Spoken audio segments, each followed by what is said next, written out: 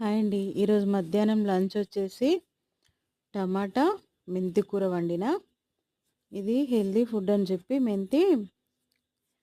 ఈరోజు మెంతి టమాటా కూర వండిన. తర్వాత కొంచెం సొరకాయ వేసి సాంబార్, వేడి వేడి సాంబార్, వేడి వేడి అన్నం, మంచిగా పాపడాలు వేంపిన సాంబార్లకు. సొరకాయ, పెద్ద సొరకాయ. నాకు సొరకాయ ఈ మధ్య మస్తు ఇష్టమవుతుంది. ఇంతకుముందు తినకపోయేదాన్ని.